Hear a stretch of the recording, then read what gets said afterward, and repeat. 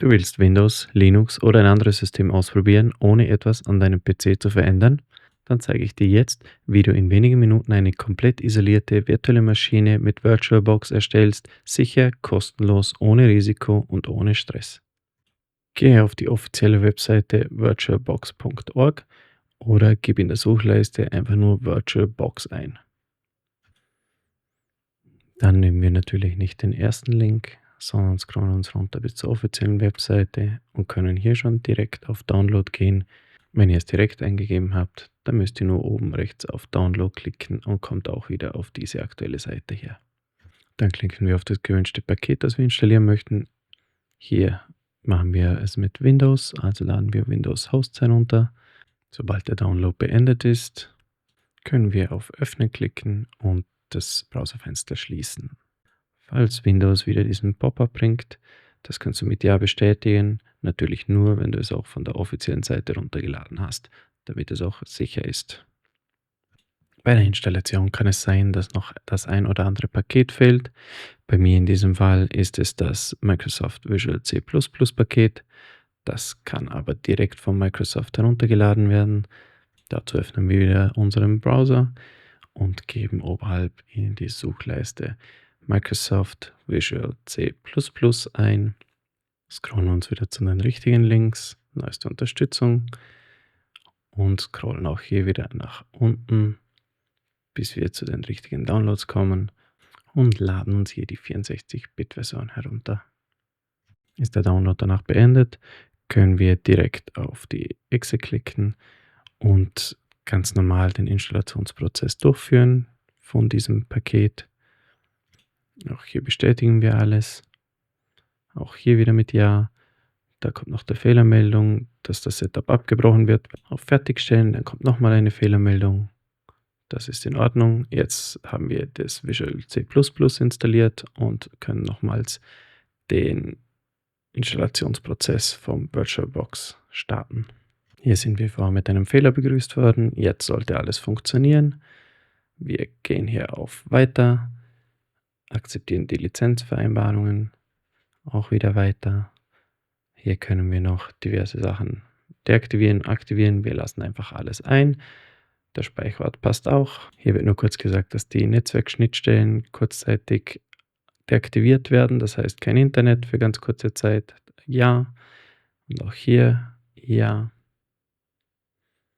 Hier nehme ich bei mir das Startmenü Einträge und gehe ich auf Weiter. Dann wird alles ruhig installiert. Und die Installation abgeschlossen ist, starten wir das Ganze danach, fertigstellen und VirtualBox wird direkt gestartet. Nach dem Start des Programms sehen wir hier einen Basis- und einen Expertenmodus. Wir befinden uns zuerst im Basismodus, da dies für unser Vorhaben völlig ausreicht. Dann gehen wir auf Neu, um eine neue virtuelle Maschine zu erstellen. Wir geben unserer virtuellen Maschine einen Namen. Jetzt ist es Windows 11. Wenn ihr ein Linux installiert, je nach Distribution, dann den Namen vom Linux halt oder was auch immer ihr wollt. Dann haben wir einen VM-Ordner, wo die virtuelle Maschine gespeichert werden soll. Im späteren Verlauf geben wir eine Festplattengröße der virtuellen Maschine ein und das wird dann auch der Ordner auf unserer eigenen Festplatte auf unserem System belegen. Ich habe hier nur eine kleine Festplatte drin, es sind nur noch 83 GB frei, das heißt, ich werde den Systemordner von der virtuellen Maschine eher klein skalieren. Dann brauchen wir noch ein ISO-Abbild, haben wir noch keins runtergeladen, somit werden wir uns jetzt nochmal in den Browser bewegen. Dann werden wir Windows 11 einfach in der Suchleiste eingeben und auf der offiziellen Microsoft Homepage unser Windows 11 herunterladen oder ein Linux unserer Wahl, wie wir wünschen. Bei mir ist jetzt hier Windows 11. Ich scrolle nach unten, wähle die ISO, hier auf Download auswählen, Windows 11 Multi-Edition herunterladen, Sprache auswählen und auf den Link klicken und wieder herunterladen. Die Datei ist 7,2 GB groß, kann also ein wenig dauern. Wenn wir dann alles heruntergeladen haben, befindet sich bei mir jetzt die ISO von Windows 11 auf dem Desktop. Jetzt kann ich hergehen und wähle Ändern und gebe die ISO von meinem Desktop an. Öffnen, genau. Dann können wir hier noch die gewünschte Edition auswählen, durch das wir die Multi-ISO runtergeladen haben. Hier nehmen wir ganz normal die Windows Home Edition. Das ist ausgegraut, weil wir ja die Windows Source Package heruntergeladen haben vom VirtualBox. Ansonsten könnten wir hier noch eben Linux auswählen. Wenn wir das trotzdem noch möchten, können wir den Haken rausnehmen.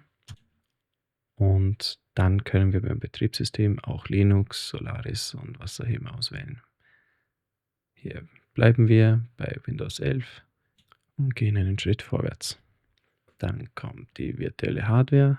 Hier geben wir an, was unsere virtuelle Maschine benutzen darf von unserem aktuellen System. Das heißt, die virtuelle Maschine zwackt sich etwas von unserem System ab. Hauptspeicher ist RAM, Arbeitsspeicher. Hier gebe ich nur 2 GB an. Und die Anzahl der GPUs, ich habe nur 4, also kann ich natürlich nicht 4 eingeben, sondern gebe hier nur 2 an. Bei der Festplattengröße ist es ratsam, etwas mehr zu geben, wenn ihr könnt, da jedes installierte Programm natürlich ganz normal installiert wird und auch Speicher verbraucht. In meinem Fall ist es ja nur ein Testsystem und deswegen brauche ich nur 40. Dann gehen wir auf Weiter und können hier nochmal alles überprüfen, was wir alles gemacht haben, was alles eingestellt wurde. Sind wir zufrieden, gehen wir auf Fertigstellen und können die Maschine starten. Wir können natürlich unsere Einstellungen jederzeit ändern, indem wir auf das Zahnradsymbol klicken und dann dort die Einstellungen wie Arbeitsspeicher, RAM oder sonstiges abändern, so wie wir es brauchen. Jetzt versucht die Maschine hochzufahren und wir bekommen aber einen Fehler. Und zwar haben wir im BIOS die Virtualisierungstechnologie deaktiviert, das VTX. Das muss zwingend aktiviert sein, um überhaupt virtuelle Maschinen laufen zu lassen auf dem gleichen System. Bei AMD heißt es AMDV oder auch SVM für Secure Virtual Machine. Somit müssen wir das mal schließen und gehen ins BIOS. Dazu gehen wir auf das Start und halten die Shift-Taste gedrückt. Mit der gehaltenen Shift-Taste führen wir einen Neustart durch. Hier können wir trotzdem neu starten. Dann kommen wir in dieses Menü. Hier gehen wir auf Problembehandlung, erweiterte Optionen, UEFI Firmware-Einstellung und auf Neustart. Und so kommen wir ins BIOS. Wer es nicht weiß, im BIOS kann nur mit dem Pfeil Escape oder Enter-Tasten bewegt werden, steht auch unterhalb. Nur die neuen BIOS haben auch eine Mausunterstützung dabei. Je nach Hardware oder Hersteller kann es variieren, wie das aussieht, aber meistens steht es unter Konfiguration, dann unter CPU Configuration. Hier allerdings steht Intel Virtual Technology direkt hier und da ist es deaktiviert. Da setzen wir das auf Enabled. Bei AMD, wie gesagt, müsste es auch unter CPU Konfiguration und dann unter Advanced oder ähnlichen Menüs sein. Nur dass es dort dann halt AMV oder SMV heißt. Abspeichern und Neustart. Nun wieder in unserem System angekommen. Öffnen wir unser tolles Programm wieder und starten unsere virtuelle Maschine. Während dem Hochfahren können wir hier an den Ecken und Kanten ziehen, um das Fenster größer zu machen oder kleiner. Also es ist mehr oder weniger frei skalierbar. Diese Meldung klicken wir weg und vergrößern nochmals unser Sichtfenster. Man wird dann gefragt, ob man die Maus fangen will im virtuellen System. Das wollen wir nicht. Hier drücken wir den berühmten Any-Key, also irgendeine Taste, um den Bootvorgang zu starten und um Windows 11 zu installieren.